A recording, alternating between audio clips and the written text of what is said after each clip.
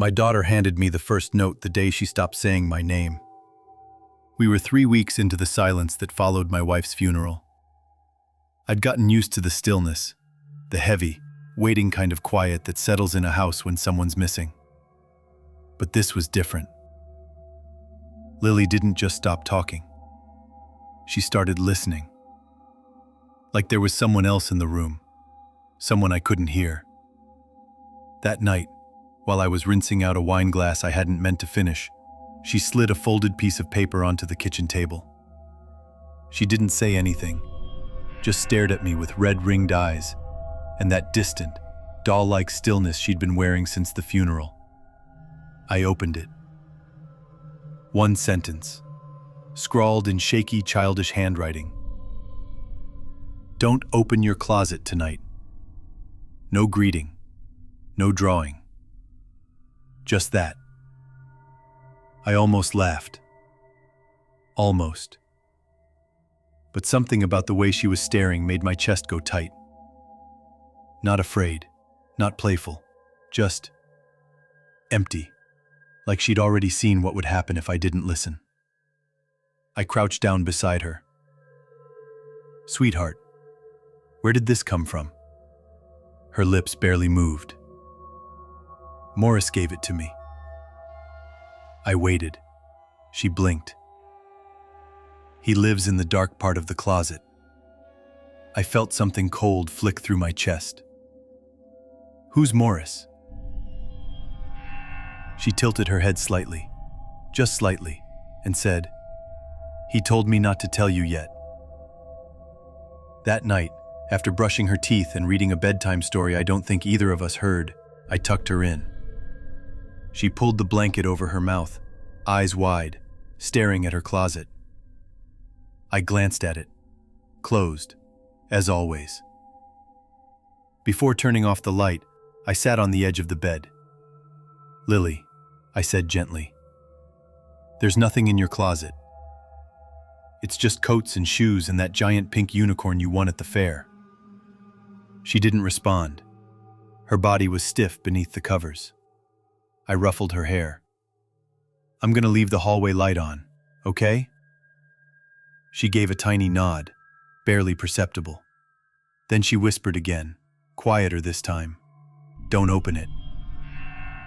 I left the door cracked, just enough to let in the soft gold wash of the hallway bulb, and went to my room. That was the first night I couldn't sleep. It was past 2 when I finally turned off the TV. The house felt wrong. Not dangerous, just stretched, like it was holding its breath. I paused outside her door on the way to my bedroom. No sound. I moved quietly past and slipped inside my room, exhausted. As I crossed the floor, I instinctively reached for the closet handle to grab the laundry basket. Then I stopped. My hand froze on the knob. I wasn't afraid exactly, just unsure. A stupid thought, really, but it wormed in my head and stayed there. What if she's right?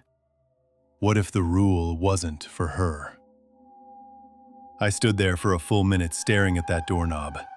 Eventually, I let my hand fall away and muttered something about needing sleep. I turned off the light and got into bed. At 3:07 a.m., I woke up. Not to a sound, not to a nightmare, to a feeling. Like I wasn't alone in the room. I didn't open my eyes at first, just lay still, listening. The air felt thick, heavy. There was a faint pressure on the side of my face, like a breath that wasn't mine.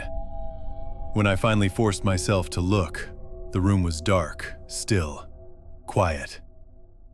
But my closet door was open. 2 inches. I sat up, slowly. The smell hit me first, like melted plastic and wet pennies. Not strong, just enough to turn my stomach. I couldn't remember leaving it open. I was sure I hadn't. My fingers hovered over the lamp switch for several seconds before I clicked it on. Nothing there, just shadows. And the closet. I got up and closed it, gently, trying not to make noise. Then I left the lamp on for the rest of the night. The next morning, Lily was already at the kitchen table when I came out. Same seat, same posture.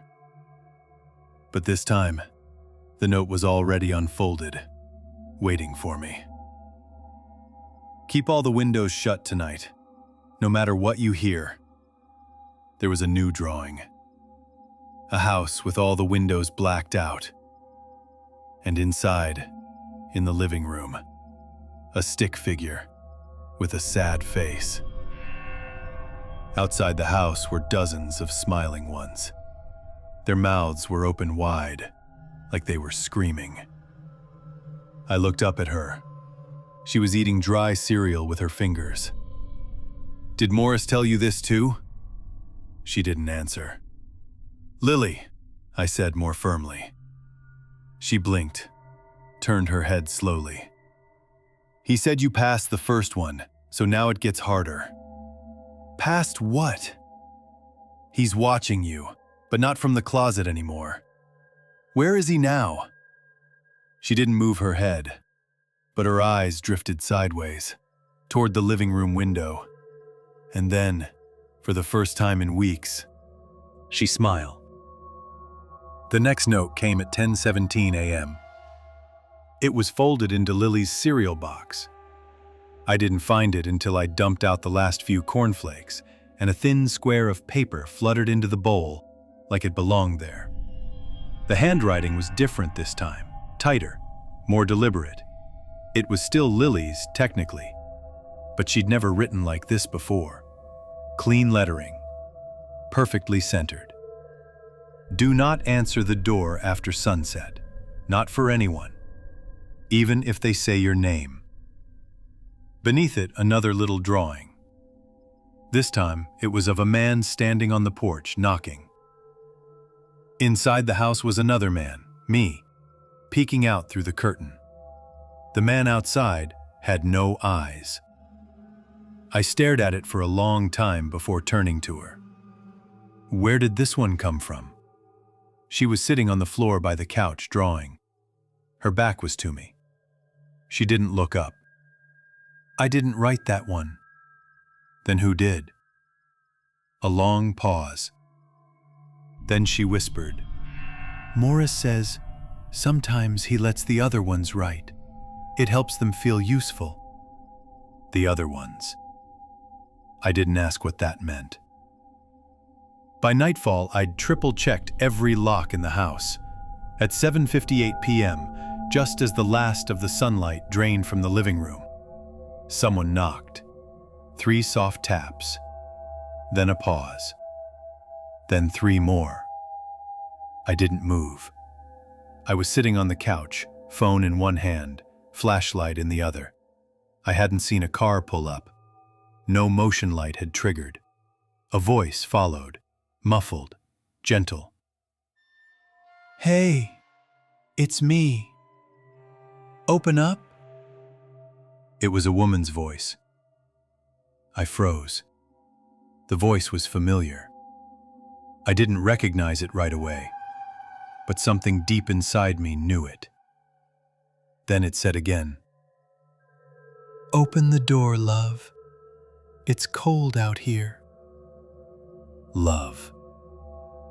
Only one person had ever called me that. Claire, my wife. The one we buried last month. I stood slowly. My heart beat so loud I thought it would knock the pictures off the walls. "Claire?" I whispered. Silence. Then, "Let me in, baby. I want to see our daughter."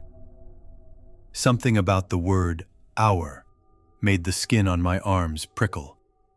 I stepped toward the window but stopped a foot short. If I looked out, I knew I'd see something. Maybe it would look like her. Maybe it wouldn't. But I wasn't going to risk it.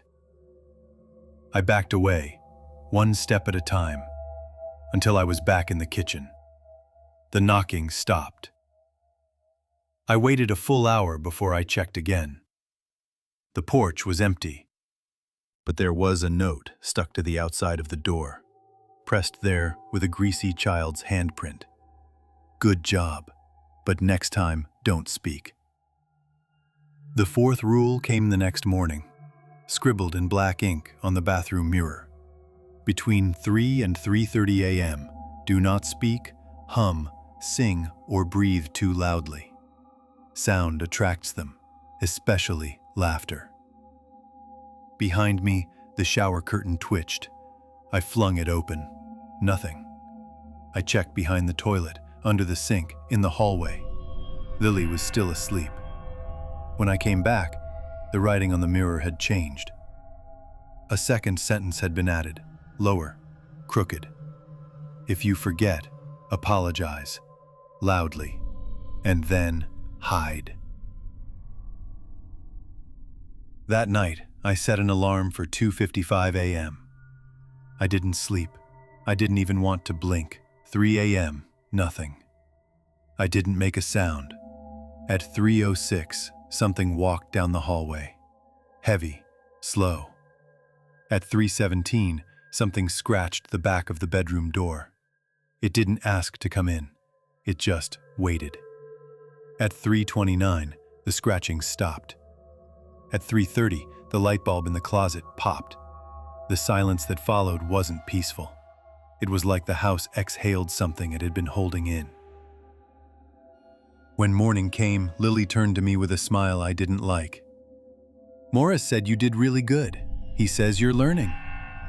"Learning what?" She tilted her head. "He says the rules are for us, but the mistakes are only yours." That night, I got another note, folded under my pillow. "Tomorrow you will be tempted to break a rule. You'll think it doesn't count, but it does.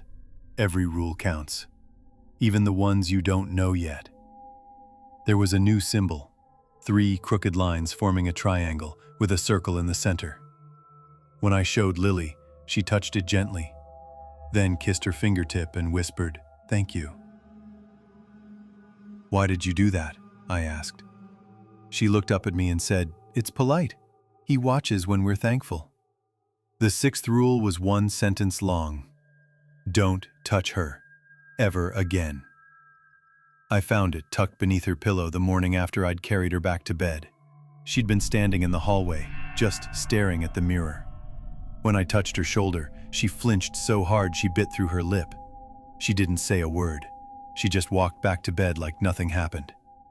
I didn't think much of it. Not until I saw the bruises. 3 small, perfectly round marks spaced like fingers. She told me it didn't hurt. "You're not supposed to ask about the marks," she said. "They're his way of counting."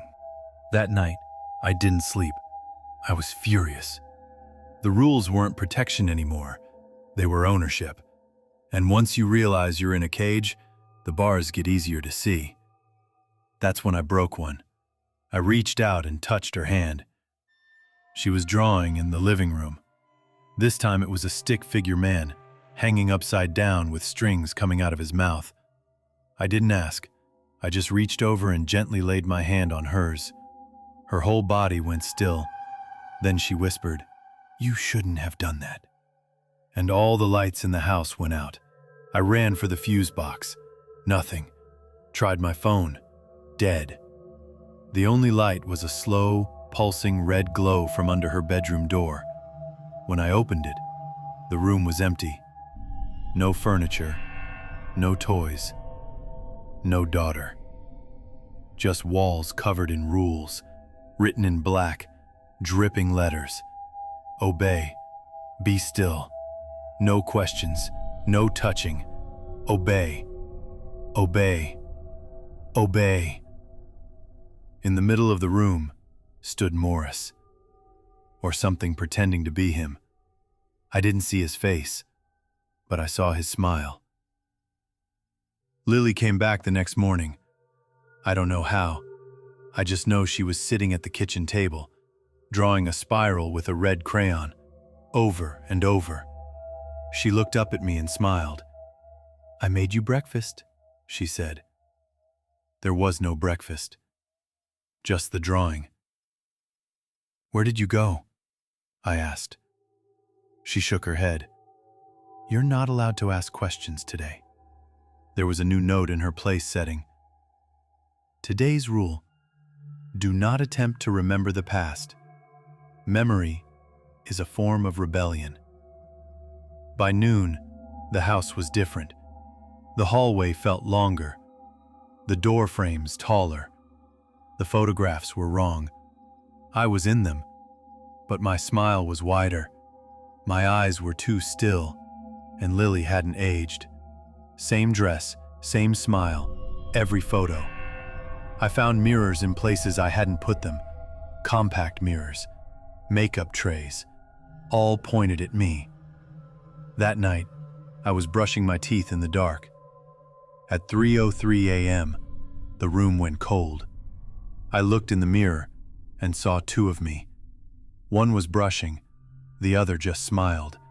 Then it said in my voice, "We're almost done shaping you." I woke with a note taped to my chest. You are no longer the father. You are the final gate. Below it, please remain calm. Reintegration is a gift. Lily stood by the window, humming. They're coming today, she said. Who? The ones who fix people. They arrived before sunset. No knock, no car. Just two men in suits standing at the back fence, hands at their sides. I stepped out onto the porch. They didn't move. My phone buzzed. It was unlocked with a message. Do not speak to them. They are here for extraction. When I looked up, the men were gone, and Lily was standing where they had been. She looked proud, like she'd passed, like I hadn't. That night, I found a new door in the garage. Heavy wood, no handle, painted on it. The final rule will be given below. I opened it. At the bottom was a tape recorder. I pressed play. My voice came out. If you're hearing this, the process is nearly complete. You've obeyed well. You've proven durable. The girl is ready. We are grateful. Then a second voice, cold, mechanical. You are not a father. You are a vessel. You are not a vessel. You are a container. The final rule is simple. Obey, or we restart. I didn't sleep that night. At 7:03 a.m., Lily placed a paper in my lap. You've done well. Today, you will remember the truth. Below it, do not resist. Resistance resets the process. I checked the walls, the drawers, the fridge. Everything was repeating, looped. My photos, my food, my clothes. At 3:03 p.m., Lily said, You're not real. I am. You were made to get me ready. Ready for what? I asked. To leave, she said. To cross over. I'm your father, I said. No, she whispered. You're the last layer. She reached out and touched my face. Thank you for raising me. And the world collapsed. I didn't die. I dissolved. And from the dark, a voice said, Subject 12 completed. Imprint successful. She is ready. Another voice. Begin deployment. Flash. Eyes. Lily blinked in a room without corners. Dozens of children in matching uniforms. A screen flickered. Welcome to Integration Phase 2. Beneath it, the symbol. Triangle. Spiral. Circle. A voice echoed. You are now awake. The father is no longer needed. She didn't flinch. She smiled and stepped forward.